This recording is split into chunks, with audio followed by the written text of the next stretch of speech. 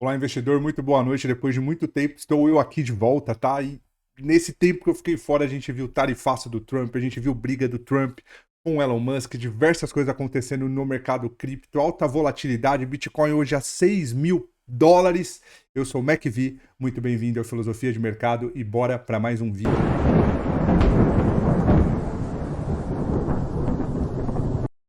Olá pessoal, muito boa noite, na verdade, tudo bem? Espero que estejam bem. Peço desculpa pela minha ausência e desde já eu vou pedindo, se inscreva no nosso canal, deixa o seu like, tá? Como todos sabem, fiquei aí um período fora, tá? Mas nesse período eu tive todas as doenças catalogadas pela medicina respiratória. Tive H1N1, desculpa, tive sinusite, renite, bronquite. Então foram 2 meses assim que foi. Comecei com H1N1, né? E sarava um, ia para outro e foi pulando. E agora que eu tô melhor, na verdade eu melhorei mais, assim, de fato, na semana passada. Semana passada eu ainda tentei fazer vídeo, mas ainda tava com a sinusite meio atacada, só de ficar sentado, de ficar com a cabeça baixa. Aquilo incomodava, então eu acabei que eu não fiz vídeo, mas agora eu vou voltar, vamos voltar àquela rotina legal de analisar gráfico, de falar de mercado, que é o que a gente gosta, e de criptoativos, tá bom? Aconteceram N coisas, tá? Nesse período eu vou dar uma breve introdução, mas antes disso eu vou deixar aqui no card, tá? Já ia esquecendo, tá vendo só como é ruim quando a gente fica um tempo sem fazer vídeo, mas eu vou deixar aqui no card o vídeo mais completo do YouTube que te ensina a você abrir sua conta numa exchange, a você operar, comprar cripto. Eu ensino desde você comprar, vender, abrir conta, então é o vídeo mais completo do YouTube, tá? Eu não ganho nada por isso, é para ajudar, para disseminar essa ideia das criptos e pra gente conversar cada vez mais de modo mais aprofundado sobre esse tema, tá? Mas sem mais delongas, vamos falar daquilo que importa. Eu vou falar rapidinho, dar um breve resumo do que está acontecendo aí, principalmente nessa relação Trump e Elon Musk. Vou falar de calendário econômico e vamos para aquilo que a gente gosta, que é gráfico, tá? Então, antes de mais nada, vamos falar dessa relação aí conturbada, Elon Musk e Donald Trump. Acho que tá todo mundo acompanhando, né? A coisa tá feia, né? Donald Trump começou com aqueles tarifaços contra a China, depois toda aquela reação bem agressiva em relação aos imigrantes, né? Nos Estados Unidos, até que no final, por meio de uma aprovação aí de um pacote de gastos lá na casa de 2 trilhões de dólares, foi onde foi o estopim para o Elon Musk. O Elon Musk resolveu largar o governo, mas vamos voltar um pouquinho mais no tempo, vamos falar daquilo que a gente já vinha falando, que é do US National Debt, o clock.org aqui, do governo norte-americano, tá? Os Estados Unidos, como a gente já falou várias vezes, é um país que tá difícil. Tá difícil porque é um país que ele arrecada, né? Pelo menos a arrecadação federal tá na casa de 5 trilhões de dólares. Os gastos do governo norte-americano tá na casa de 7 trilhões. Já tá aí com débito nacional acumulado de quase 37 trilhões. E o Elon Musk, quando ele se filiou aí ao Trump, né, todo esse ideal aí que o Donald Trump vinha representando por meio dos republicanos, era de que trazendo o Elon Musk para próximo dele, trazendo o Elon Musk para o governo, o Elon Musk viria aí com uma ideia de um departamento, que é esse departamento aqui, quando a gente vê o Doge Clock, seria o departamento de eficiência governamental, né, que tinha a ideia lá de cortar esses 2 trilhões de dólares aí de déficit, para daí começar a reduzir todos os gastos públicos americanos e colocar todo o orçamento fiscal dos Estados Unidos na linha, mas não foi o que acabou dando certo, né? Nos vídeos anteriores eu até comentava isso, eu achava que era muito difícil ele fazer isso, porque o orçamento americano, apesar de grande, né, ele é muito apertado. Quando a gente analisa, a gente vê que de Medicare eles têm 1,6 trilhões, de Social Security eles têm 1,5 trilhões, de defesa quase 1 trilhão de dólares e do serviço da dívida já está em mais de 1 trilhão, né? Então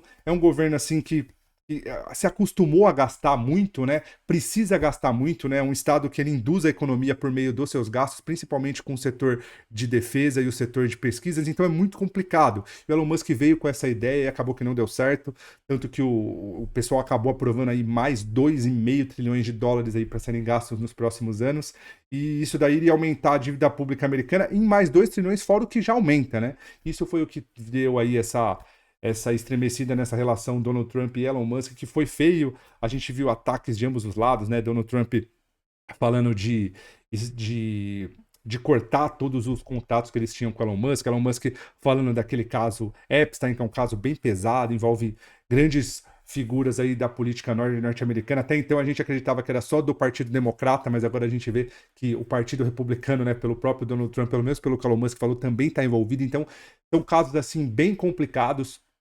O próprio Steve Bannon, que é um cara que é um dos oráculos do Trump, chegou a falar de deportação para o Elon Musk, chegou a falar de acionar um dispositivo da Constituição norte-americana onde poderia declarar o Elon Musk até como vamos falar assim, um traidor da pátria, uma pessoa não grata nos Estados Unidos para que pudesse fazer isso. Chegaram a falar de estatizar a SpaceX, então assim, foi uma relação que ficou muito conturbada. E a gente não sabe como é que vai ficar. Li até uma matéria hoje que o Elon Musk chegou até a ameaçar financiar o Partido Republicano. E o Donald Trump, acho que até essa matéria aqui, o Donald Trump chegou a falar. Não é essa. É essa mesmo, que se ele chegasse a financiar o Partido Democrata, haveria consequências muito graves. Então a gente vê o quanto essa relação tá abalada, tá complicada, mas acho que né, do que a gente falaria aí de fundamentos da política norte-americana que impacta diretamente o Bitcoin e os mercados, é mais isso. Teve o tarifaço da China, mas a gente vê aí que China e Estados Unidos estão começando a se acertar, então eu acredito que isso daí vai ser passageiro, tá? Tirando isso, vamos analisar o calendário econômico para outra semana, para essa semana, para depois a gente para o gráfico, tá? Essa semana, lá na quarta-feira, vai ter o índice de preços ao consumidor dos Estados Unidos, tá? Isso é muito importante, vai ter índice de preços, né? Os três ali mais comuns, que é o núcleo, o mensal e o anual. Seria a inflação, né? O quanto que o consumidor americano está gastando a mais no seu dia a dia, né? Isso é um indicador muito importante para determinar a taxa de juros norte-americana. A taxa de juros norte-americana que está na casa de 4,5%. Quando a gente analisa lá o CME Group, né, que nada mais é do que toda aquela expectativa da próxima reunião do FONC, a gente vê que para a próxima reunião do FONC, que vai ser daqui 9 dias, né? 9 dias e 16 horas, vamos arredondar para 10 dias. A expectativa é de que a taxa de juros ela fique neutra, fique na casa de 4,5%, que é como está hoje, mas com certeza o índice de preço saindo aí de maneira positiva ou negativa vai influenciar nisso daí também. Vai ter estoque de petróleo na quarta. Na quinta-feira vai ter pedido inicial de seguro-desemprego, vai ter o IPP. O IPP, a diferença do IPP para o IPC é que o IPP é o índice de preços em relação ao comerciante, né? Não ao consumidor final, como o IPC, que seria o nosso IPCA, mas para o consumidor anterior ao consumidor final, né? Ao comerciante, ao que repassa para o consumidor final. E também vai ter o Fed Balance Sheet, que é aquele balanço ali do Federal Reserve, né? Então, para essa semana aí, vamos ficar esperto, vai ter volatilidade na quarta, vai ter volatilidade na quinta, principalmente para quem opera day trade, né? A gente não fala de day trade, mas para quem opera day trade tem que ficar muito esperto. E depois disso, vamos para aquilo que a gente tanto gosta. Eu tô com tanta saudade de analisar com vocês, que é os gráficos, tá? Então vamos começar analisando, vamos de costume, tá? Vamos começar analisando o S&P 500, depois a gente passa lá para os treasuries de 10 anos, para os bonds, e depois a gente analisa o mercado de renda, o mercado de criptomoedas, tá bom? Então vamos lá, o S&P 500, eu vou começar analisando o semanal, tá? O semanal, como eu sempre falo, tá? O mercado ele segue diversos princípios da física, mas o que eu mais gosto, o que a gente mais vê assim de forma mais prática é a primeira lei de Newton, que é o princípio da inércia. A gente nota que quando o mercado no gráfico semanal ele pega uma tendência, né, quando ele pivota, ele começa a andar, a gente vê que ele não para, né? Então a gente vê a primeira lei de Newton ali extremamente aplicada ao mercado, porque o mercado tende a seguir a tendência do semanal, então analisar como tendência primária o semanal, eu acho que é o mais inteligente, o mais prático aí pra gente fazer. Então, quando a gente analisa o semanal de S&P 500, a gente vê que o S&P 500 está na casa dos 6.000 pontos, né, mas está próximo de dois topos anteriores do gráfico semanal, o que pode fazer com que o preço não ande tanto assim, né, para que a gente acredite aí em um rompimento quando o preço chegar lá na casa dos 6.100, ele tem que fazer uma barra semanal grande, tem que se distanciar dessa região dos 6.100 para daí a gente começar a acreditar que ele de fato vai romper topo histórico, que ele vai para novas máximas. Lembrando, tá, o S&P 500 rompendo é o que a gente vai ver não só criptomoedas, mas os mercados de modo geral subir. Então a gente precisa ficar muito de olho nisso, porque o S&P 500 manda no mundo. Se o S&P 500 manda no mundo, quem manda no S&P 500, ou melhor, quem é a mulher do S&P 500 é o título de 10 anos, é o bonde de 10 anos. O bonde de 10 anos, quando a gente analisa que é a taxa de juros americanas, a gente vê que ele Ele está ali numa região de consolidação, tá numa região de retângulo muito grande, né? A gente vê que esse retângulo, se a gente pegar no primeiro toque lá em cima, na máxima, a gente vê que está vindo desde outubro de 2023. Ele não sai desse range entre 5% e 3%, né? Sendo que a mediana de todo esse movimento é na casa de 4. Vamos falar que é na casa de 4,3, a taxa de juros americana está em 4,25, né? Que é o que a gente já tinha comentado. De primeiro momento, não está em uma tendência de alta, pelo menos no gráfico semanal, mas a gente precisa ficar muito de olho nisso, porque a gente sabe, taxa de juros é aquilo que é utilizado como ferramenta de propulsão e indução da economia. Quanto menor a taxa de juros, maior a liquidez do mercado, consequentemente, os mercados recebem esse capital é alocado nos diversos papéis, nos diversos ativos, a gente consegue ver esses papéis andar. Taxa de juros subindo, esse capital migra da renda variável, tende a ir para a renda fixa, então a gente vê renda fixa subindo e renda variável ou mais parada ou em queda, tá? Então a gente precisa ficar muito de olho nisso para determinar também qual vai ser o futuro das criptomoedas e dos mercados de renda variável em geral. Depois de analisar esses dois aqui, eu peço até perdão para os amigos, porque tá difícil até de raciocinar em relação a tudo isso, são 2 meses parado, né? Mas eu prometo que nos próximos vídeos vai ser mais dinâmico, vai ser mais analítico até, tá? Mas beleza, depois de analisar S&P 500, analisar os bonds de 10 anos, vamos para aquilo que importa, vamos começar analisando Bitcoin. Bitcoin eu estava analisando, tá bem parecido com o S&P 500, tá próximo de uma região de 2 topos anteriores. Então é uma região que para sair comprando é complexo. Eu acredito que o ideal para a gente começar a comprar é a gente ver um candle de força, desculpa, que rompa essa região, que se distancie aqui da região dos 109 mil pontos. Depois disso, a gente vê um pullback em cima dessa região, ele não perdendo. Quem sabe aqui fazendo um candle de reversão, a gente pode ver o preço subir aí e atingir novas máximas históricas. Para quem pede aí um alvo para esse movimento, eu pegaria do primeiro fundo que fez com que o último topo rompesse. Então, a partir dessa região daqui para cima, eu acredito que se o mercado for andar, pelo menos no curto prazo, né? Quando a gente pega a teoria de Down, a gente percebe não, ele percebeu e ele reproduziu que na tendência de curto prazo, que é até 3 meses, a gente pode ver o preço lá na região de 124 mil pontos para pelo menos 3 vezes, que seria para daqui 3 meses, desculpa, que é o que seria o curto prazo, segundo as teorias de Down, tá? Então, mas para que isso aconteça, a gente precisa ver o preço romper essa região, retornar, descansar aqui, quem sabe ele tá até mais próximo da média móvel de 20, para daí a gente começar a ver o preço andar de fato, tá? Então, o Bitcoin é isso. Quando a gente analisa o gráfico diário também é bom, né, analisar o gráfico diário, a gente vê que ele tá aqui numa linha de tendência.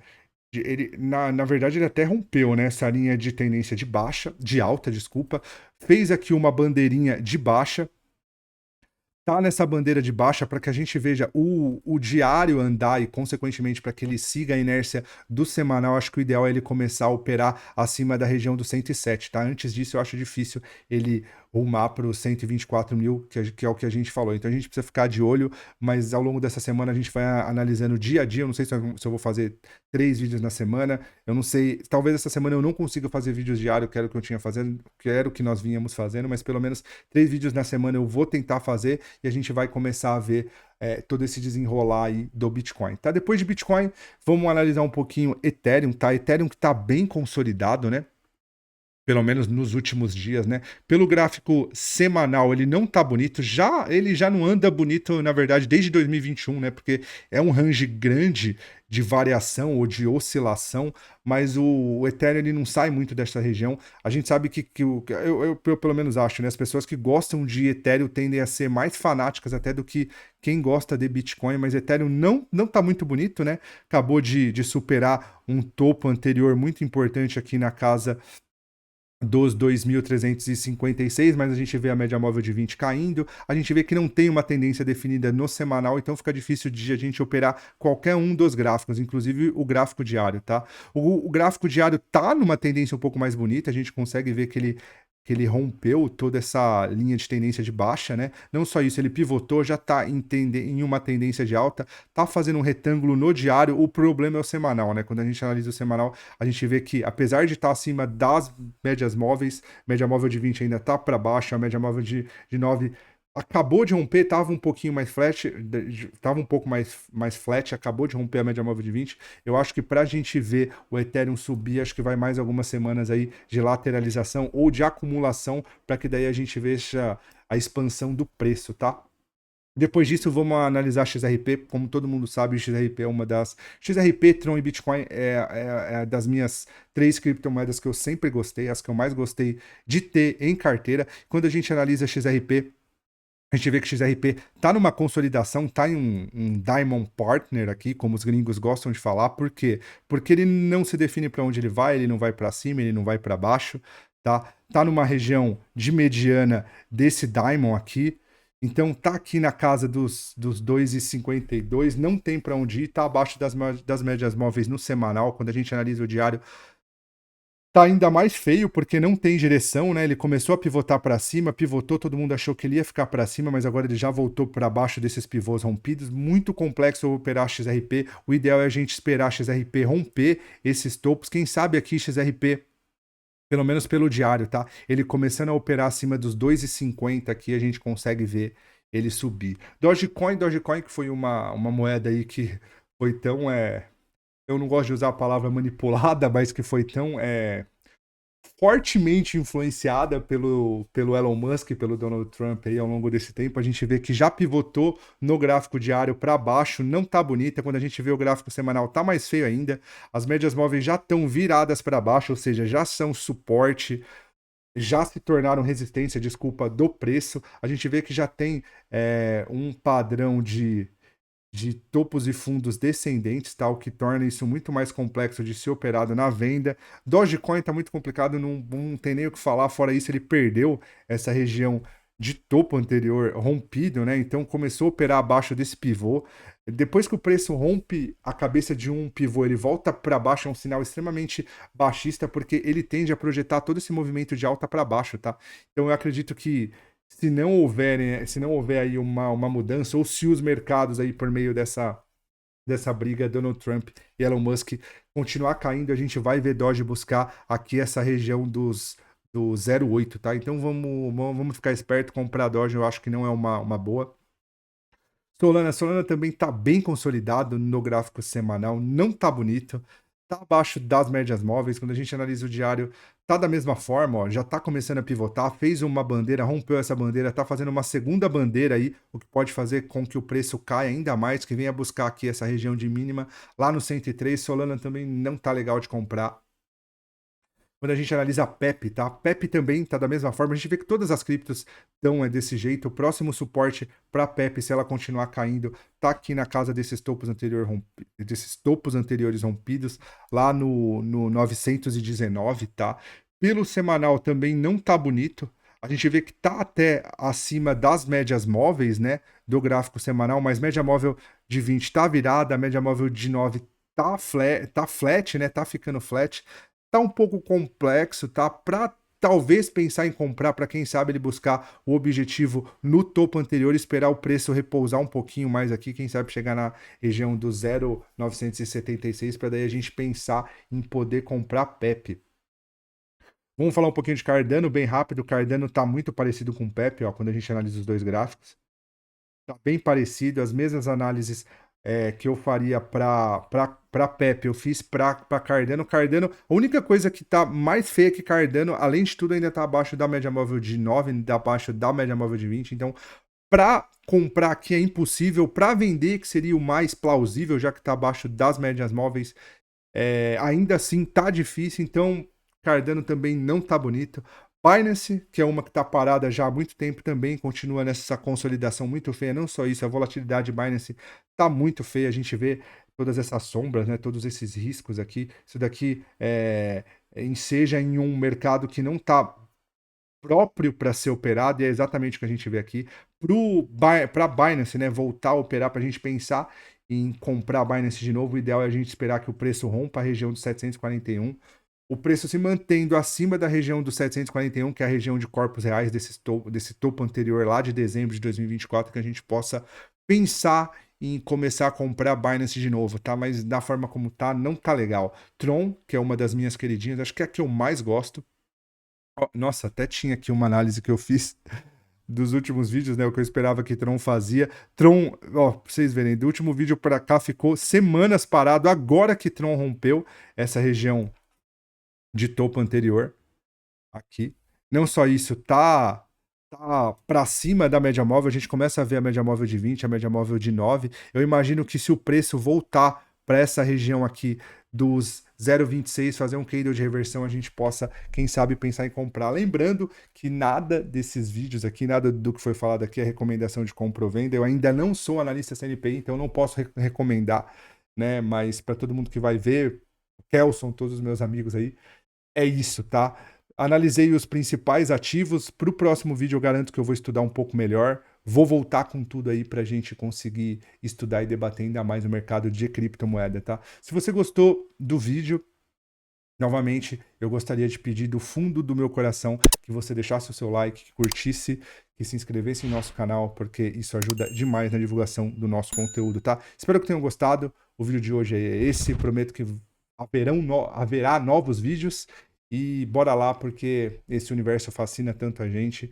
E bora que dá pra gente capitalizar muito bem nesse mercado. Tá bom? O meu muito obrigado e até a próxima, pessoal.